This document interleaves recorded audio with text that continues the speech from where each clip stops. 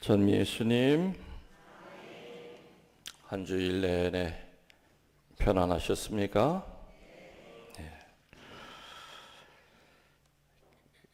개신교에서는 술을 먹습니까? 안 먹습니까? 이유 아세요? 왜 술을 개신교에서 보편적으로 술을 안 먹는데? 이유 아세요?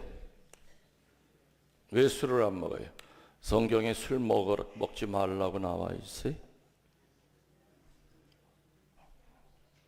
여기 개신교 다니다 오신 분들이 있을 터인데 목사님이 왜 뭐라 그러면서 술 먹지 말라고 그래요? 술이 마귀래요? 술 이꼬르 마귀? 술 이꼬르 죄? 그렇게 가리킵니까? 개신교 신자한테 왜 술을 안 먹냐고 물어보면 모른대요. 그래서 성질 난대요. 이유도 모르고 못 먹으니까.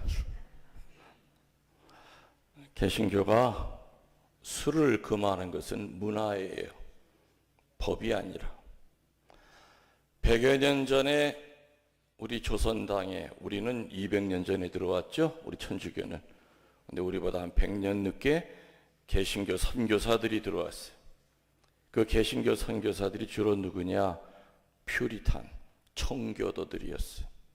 아주 엄격주의. 그때는 천주교는 또 개신교에 맞서서 아주 굉장히 또 리골리즘이라고 해가지고 아주 엄격한 엄격주의가 있었던 시절이었고, 그래서 옛날 서양 신부님들 진짜 무서웠잖아요. 나도 어릴 때 서양 신부님한테 매 많이 맞았어요. 고백수에서 나 오줌도 싼 사람이야. 하도 무서워가지고. 고백수에 들어갔는데 얼마나 무섭습니까? 천연성체. 다 까먹었어. 옛날엔 또 그 기도문이 길거든. 생각이 하나도 안 나. 그랬더니 고백소 안에서 신부님이 말해요 그래. 그 말하니까 더 못하겠어. 아이고 그러더니 커튼을 제치고 그냥 소뚜껑만한 손이 나오더니 철썩 없기 때문에. 그때 오줌 싼 애들 많아. 고백성사보다. 아무튼 그때 그렇게 무서웠어요. 지금 내 기억에도 우리 할아버지가 회초리 맞는 것도 난 기억해요. 근데 천주교가 엄했는데도 불구하고 술, 담배 먹지 말라는 얘기는 안 했단 말이에요. 그 선교사들이. 그죠? 하긴 신부님은 자기는 맨날 먹으니까 먹지 말라고 할 수는 없지. 미사 때마다 자기 먹잖아. 근데 아무튼 개신교에서 100여 년 전에 그 청교도들이 엄격하게 룰을 지키는 그런 분들이 우리 조선 땅으로 선교를 나왔죠. 근데 그 양반들이 와서 이 조선의 상황을 보니까 겨울에 농사철 끝나고 나면 겨울 내내 뭐 하냐면은 밀주를 담가 먹어. 옛날에 술 담가 먹었죠? 그리고 그냥 담배 연기 뽀얀 방에서 뭘 쳐? 화투. 옛날에 삼봉이라고 그래. 예. 겨울만 되면 사람들이 술에 취해 있고 그냥 담배 연기 속에 빠져 있고 이게 예배당에도 안 나오고 이게 정신 못 차리는 거예요. 그래서 그때부터 술은 곧 마귀다. 겁을 주기 위해서. 그게 그냥 내려온 거예요. 이 세상의 모든 음식은 사람 해 끼치는 거 없어요. 그래서 라틴어 격언에도 한자로 우리 있을 유 있죠? 유는 선하다 그래요. 사람 물면은 그 독이 나오는 독사도 가만히 놔두면 우리한테 해 끼쳐요, 안 끼쳐요? 해 안 끼쳐요. 걔네들도 살려고 우리 무는 거예요. 사람이 잡으려고 하니까. 이 세상에 존재하는 모든 것은, 하느님이 창조하신 모든 것은 다 선해요. 근데 선하지 않은 거 하나는 있어. 모기 새끼. 아우 얄미워 죽겠습니다. 또 난 특히 모기를 많이 타니까 왜 나만 무는지 몰라. 같이 앉아 있어도. 모기는 왜 만들어 놓으셨는지 모르겠어 도대체. 근데 아무튼 이 세상에 있는 건 다 선해요. 그래서 개신교 신자들이 개신교 가면은 술, 담배 먹지 말라고 하는데 그 이유를 알아야죠. 사실은 그건 어떤 법이라기보다 하나의 개신교 문화입니다. 그런데 술이 물론 사람을 죄로 이끌 수 있죠. 그러면 이태백이 시조에 한 잔 술은 사람이 먹고 두 잔 술은 술이 술을 먹고 세 잔 술은 술이 사람을 먹는다. 술이 사람한테 맥히면 그때부터 인간 말자가 돼요. 개 짐승이 돼요. 술한테 맥힌 사람은 위아래도 없어요. 그런 것들이 이제 죄로 이끌어가는 거죠. 술 먹고 범죄를 저지르고. 아마 그러기 때문에 아예 그냥 아싸리 선을 끊어버린 거예요. 그 당시 개신교 선교사들은 술은 죄야. 죄로 떨어져. 죄로 안 떨어질 때도 있어요. 분위기가 어색한데 술 한 잔 있으면 대화가 되잖아요. 남자끼리 싸우고 난 다음에 소주 한 잔 먹으면서 미안해 내가 잘못했어. 그때는 그 술이 사랑의 매개체가 되죠. 윤활유가 되는 거예요. 오늘 예수님이 이 세상에 오셔서 첫 번째 한 기적이 물을 술로 만드는 가나안의 기적이었어요. 이 기적이 일어난 걸 보고 오늘 복음 마지막에 뭐로 끝나요? 제자들이 믿기 시작하였다. 제자들이 그때부터 믿었어요. 와, 물이 술이 됐구나. 그래서 천주교 신자들, 술꾼들이 가장 좋아하는 기적이 바로 오늘 기적이에요. 예수님도 하신 첫 번째 기적이 술을 만드는 기적이다.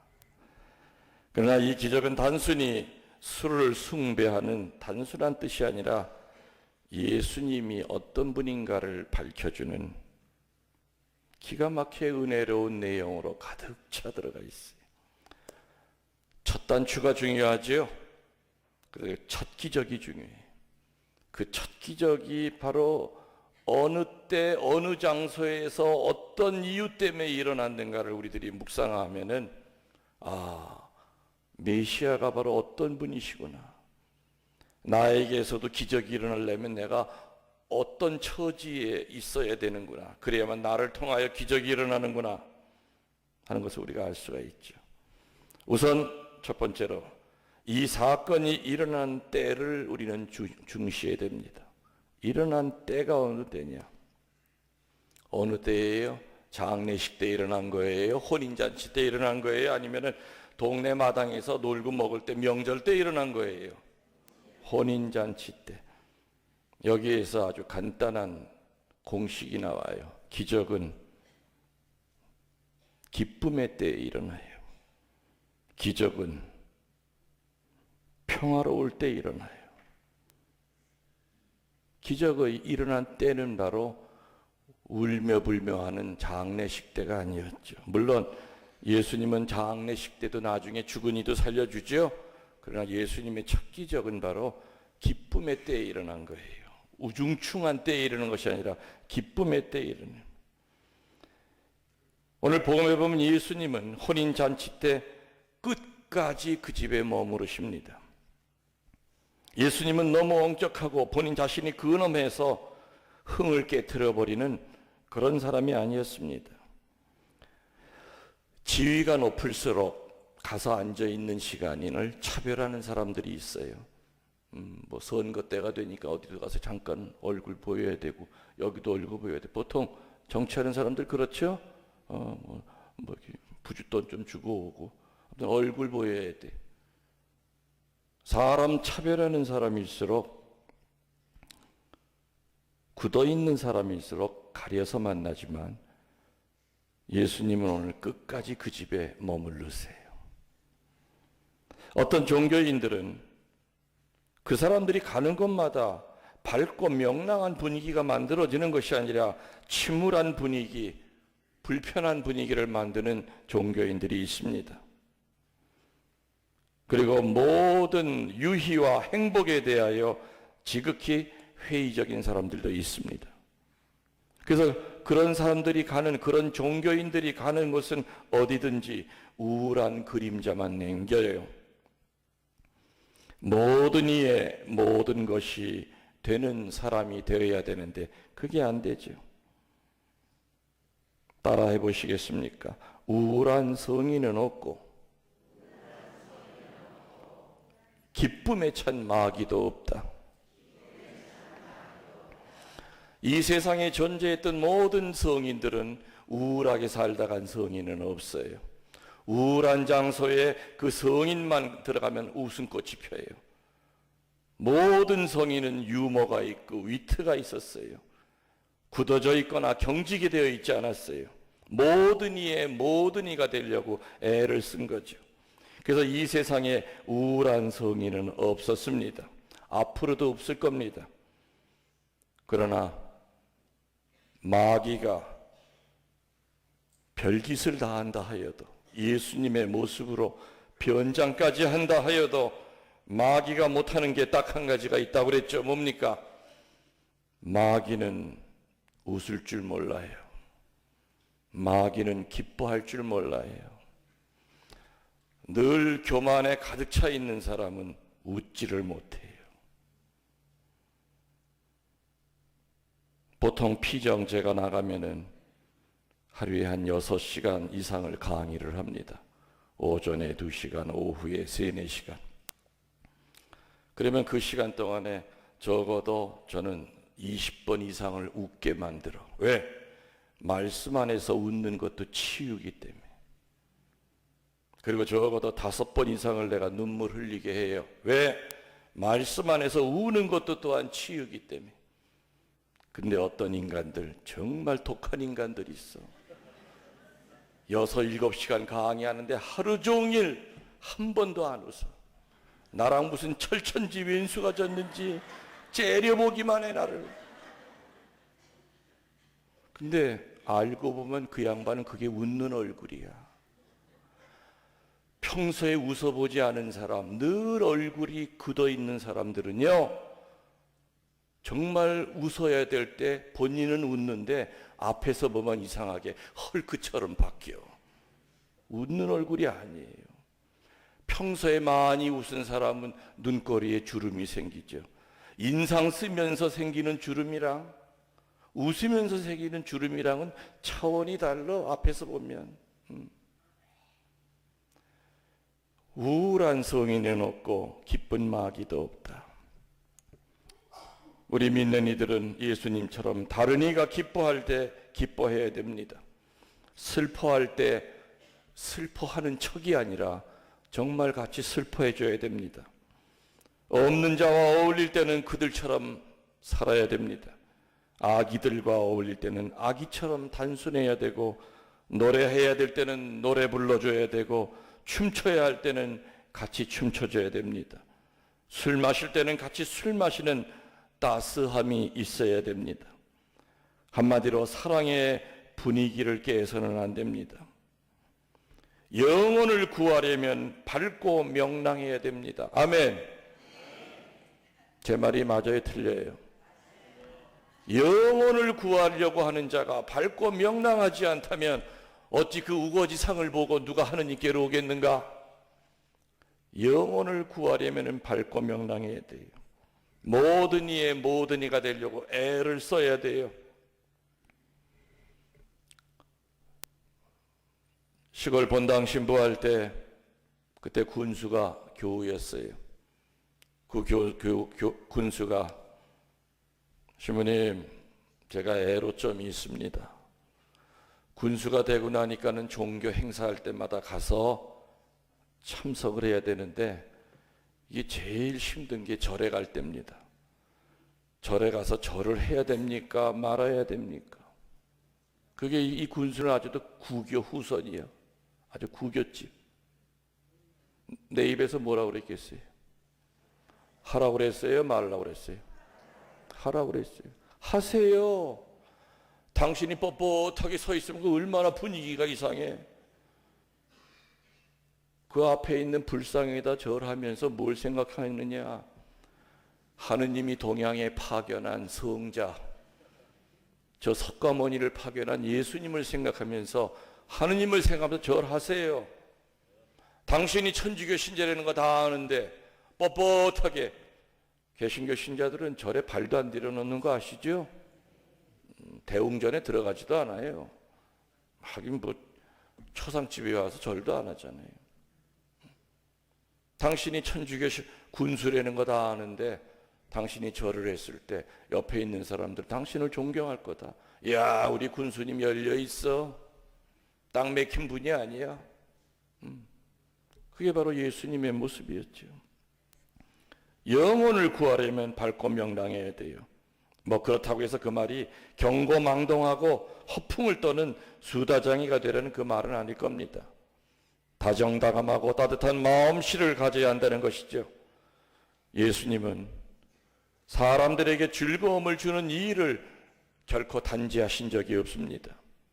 희로애락을 같이 겪으셨습니다. 모든 이의 모든 것이 되신 겁니다.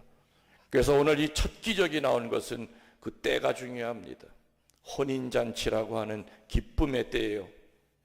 그 혼인잔치에서 예수님은 끝까지 머무르셨다는 겁니다.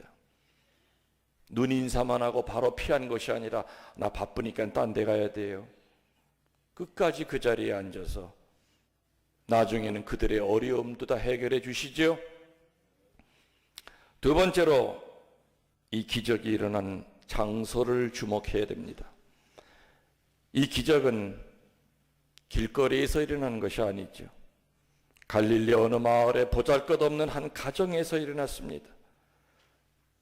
이 가정을 수많은 군중이 모여있는 가정 한가운데서 일어나는 것이 아니라 한 가정에서 일어나는 것이죠. 라틴어 말에 그런 말이 있습니다. 하느님은 지극히 가정적인 분이시다. 예수님이 그 첫 기적의 영광을 드러내신 장소는 회당이 아닙니다. 사람이 수천 명 모여있는 대집회가 아니라 소박한 갈릴리 한 가정입니다. 다시 말하면 여러분들이 여러분 집에서 기적을 발견 못하면 이 세상 어디 가도 기적은 못 찾습니다. 온 식구가 저녁에 들어와 잠자리에 드는 거 보면은 그거 기적 아닙니까? 온 식구들이 아침에 눈 뜨고 화장실 들어가는 거 보면 기적 아닙니까? 한밤중에 죽는 사람들이 얼마나 많은데, 아침에 인사하고 나갔다가 교통사고 당해서 응급실에 끌려가 있는 사람들이 얼마나 많은데, 내 집에서 은총을 발견 못하고 기적을 발견 못한다면 어디서도 없습니다. 하느님은 지극히 가정적인 분입니다. 그런데요, 많은 사람들이 이 가정이라고 부르는 바로 이 장소에서 참 묘한 태도를 보입니다.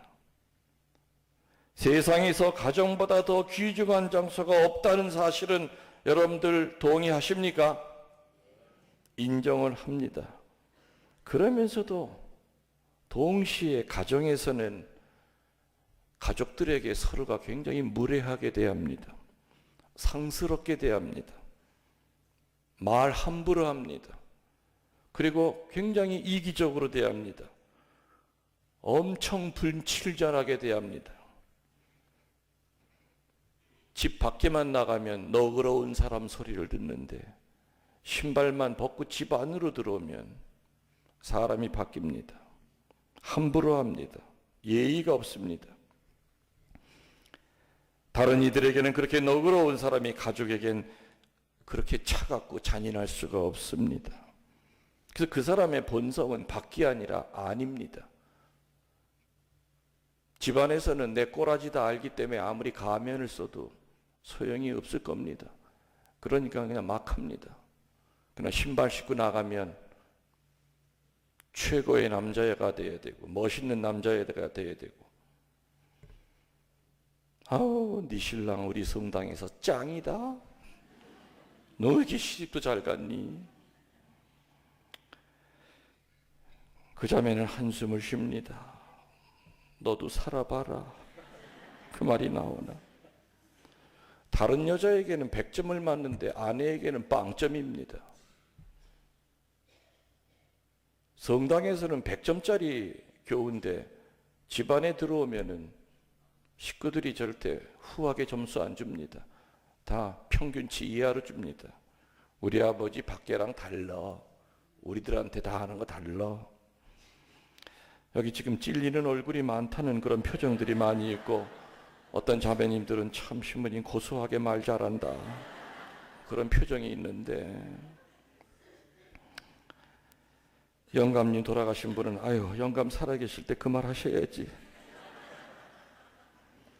많은 경우에 나의 좋은 면을 보는 것은 대부분 밖에 있는 낯선 자들이고, 나의 가장 나쁜 면을 보는 것은 늘 함께 있는 가족이라고 하는 것은 참으로 비극적인 사실입니다. 그래서 우리가 가장 최선을 다해야 할 장소는 성당이 아니라 어디라고요? 가정이에요. 집에서 새는 바가지 밖에서도 셉니다. 예수님이 자신의 영광을 처음으로 드러낸 곳은 성전이 아니라 어디라고요? 가정입니다. 그 가정 안에서 예수님이 많은 일을 하려고 준비하고 계십니다. 세 번째로 이 기적이 일어난 이유를 주목해야 됩니다. 동방에서는 손님을 초대하는 것은 신성한 의무였습니다. 근데 만일에 초대해가지고 그날 그 초대에 포도주가 떨어져서 없게 된다면 그 이상의 수치와 모독은 없습니다. 죽을 때까지 그 수치와 모독은 그 사람을 쫓아다닌다고 그럽니다. 세상에 사람 초대해 놓고 술이 떨어져? 후손한테까지도 니네 할아버지 있지 옛날에 잔치 벌려놓고 술이 없었단다, 주홍글씨처럼 쫓아내려가요. 더군다나 이거는 잔치 중에서도 가장 큰 무슨 잔치? 혼인잔치야. 술이 흘러 넘쳐야 되는데 술이 떨어진 거예요. 예수님이 당신의 능력을 나타내신 곳은 이 비천한 갈릴리 가정을 수치와 경멸의 그 상처로부터 구하기 위함이었습니다. 예수님께서 기적을 행하신 것은 소박한 사람들을 위한 동정과 이기심 때문에 이 기적을 행하십니다. 누구나 큰 계기가 있을 때는 내가 이 일하면 나한테 뭔가 이득이 들어올 것이다 라는 그런 큰 계기가 있을 때는 큰 일을 해줍니다. 그러나 예수님은 이렇게 단순하고 보잘것없는 이런 경우에도 큰 기적을 하십니다. 세상에는 다른 사람의 불행을 오히려 즐거워하고 떠벌려서 좋은 화제로 삼기 좋아하는 사람들이 너무너무 많습니다. 그러나 생명의 주가 되시고 영광의 왕이신 예수님께서는 비천하는 갈릴리아의 그 젊은 남녀를 수치와 경멸로부터 구하시기 위하여 메시아로서의 첫 기적을 쓰십니다. 성부로부터 받은 그 능력을 이기적인 데 쓰는 것이 아니라 이타적으로 씁니다. 김신부에게도 탤런트가 있듯이 여러분들 모두에게도 탤런트가 다 한두 개씩은 있을 겁니다. 어떤 분은 손재주가 좋고 어떤 분은 뜨개질을 잘하고 아무튼 어떤 분은 뭐든지 한두 개씩은 있을 것이다. 오죽하면은 군뱅이도 무슨 재주가 있다고요? 띠구르르 굴러다니는 재주가 있다 이거예요. 하물며 우리 인간들이 하느님이 탤런트 안 주셨을 리가 없어요. 그 탤런트를 어느 때 쓰려는 거예요? 다른 사람 힘들어 할 때 쓰려는 거예요. 도움을 청하는 사람한테 쓰려는 거예요. 그 탤런트 갖고 유세 떨지 말라는 거예요. 네 자신의 영광을 위해서 쓰려는 것이 아니라 정말 너의 그 좋은 탤런트를 필요로 하는 사람을 쓰려는 거죠. 마지막으로 이 사건이 주는 마지막 의미는, 성모님은 예수님이 무엇을 하시고자 하는지 이해하지 못했을 때나, 또 오늘처럼 예수님이 당신의 요구를 칼같이 거절하신 것처럼 보였을 때라도 예수님을 믿으셨어요? 안 믿으셨어요? 믿으셨어요. 처음에 예수님한테 아이고 아들 이 집에 술 떨어져가, 그거 어떡하라는 거예요? 그럼 믿었던 거예요. 예, 어머니 제가 해결해 드릴게요. 그게 아니었어요? 엄마 소리도 안 했어. 여인이시여, 그게 나랑 뭔 상관이요? 얼마나 서운하셨겠어요. 그래도 성모님은 믿었어요. 믿었어요. 분명히 해결해 줄 거라는 건 믿었어요. 예수님을 너무나 확실히 믿었기 때문에 시중 드는 사람에게 이따가 분명히 뭐라고 지시할 거야, 시키는 대로만 하면은 해결될 거야, 그렇게 얘기했어요? 안 했어요? 했어요.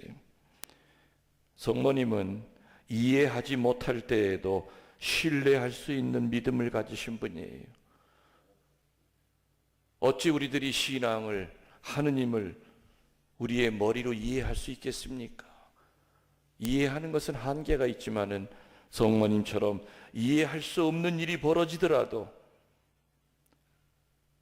그리고 하느님이 나에게서 떠났다는 느낌을 받을지라도 우리는 믿음을 가져야 됩니다. 예수님 잉태 때에도 그러셨고, 십자가에서 만신창이가 된 아들의 시신을 껴안을 때도 성모님은 끝까지 믿으셨어요. 신뢰하셨어요. 성모님은 예수님이 무엇을 하시고자 하는지 알지 못했습니다. 그러나 분명히 내 아들 예수는 무엇인가 옳게 이 일을 처리하리라고 하는 확신이 있었죠. 인생을 살아가는 동안에 우리가 가는 길은 알지 못하는 암담할 때가 선명할 때보다 훨씬 더 많습니다. 예고 없이 닥치는 여러 가지 사건의 이유와 의미를 알지 못하여 허둥거릴 때가 많습니다. 이때 우리는 로마서 8장 28절의 말씀을 외워야 됩니다. 로마서 8장 28절에 어떤 말이 있느냐? 하느님을 사랑하는 사람들에게는 좋고 나쁜 일이 상호작용하여 선한 결과를 가져옵니다. 하느님에게 사랑이라고 하는 뿌리만 내려 있다면 좋은 일, 나쁜 일이 다가올 때 결과만큼은 선하게 만드신다는 거.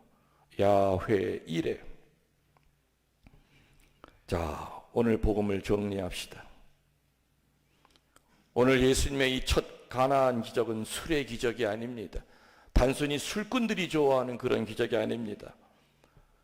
모든 이의 모든 이가 될 때 생기는 기적이 바로 오늘 이 기적이었습니다.